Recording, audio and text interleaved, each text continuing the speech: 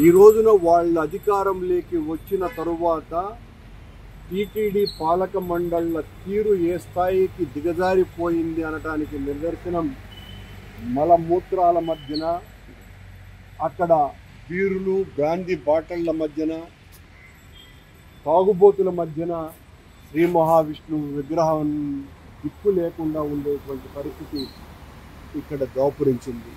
ఇంతకంటే అపచారం మరొకటి ఉన్నదా? ఇంతకంటే దైవద్రోహం మరొకటి ఉన్నదా?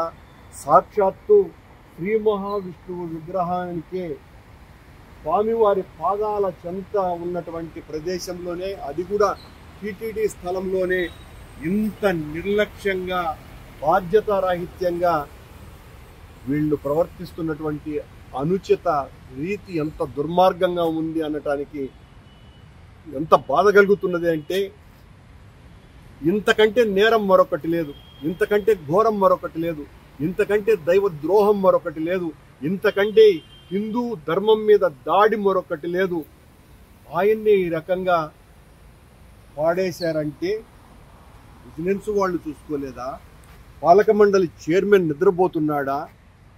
అధికారులు చూసుకోవటం లేదా? పనిగట్టుకొని కావాలని ఇక్కడ పాడేశారా?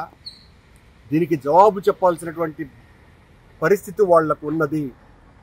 రక్తం ఉడికిపోతోంది. ఎంత బాధాకరమైనటువంటి విషయం అండి.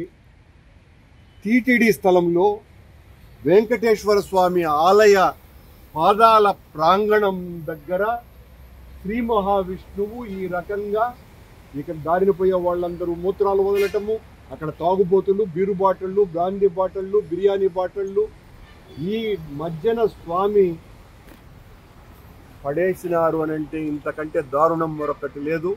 సిగ్గుపడాలి రాష్ట్ర ప్రభుత్వం, సిగ్గుపడాలి ఈ పాలక మండలి చైర్మన్, పాలక మండలి. ఇంతకంటే దారుణము పాపము మరొకటి లేనే లేదు. ఘోరాతి ఘోరమైనటువంటి అపచారం సాక్షాత్తు శ్రీ మహావిష్ణువుకే పట్టినటువంటి ఇంత దుర్గతి పట్టించినారు వీళ్ళు.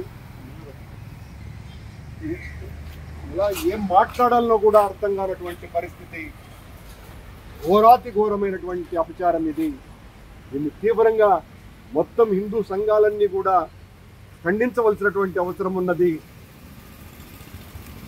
స్వామివారి విగ్రహాన్ని ఈ రకంగా పారేస్తారా?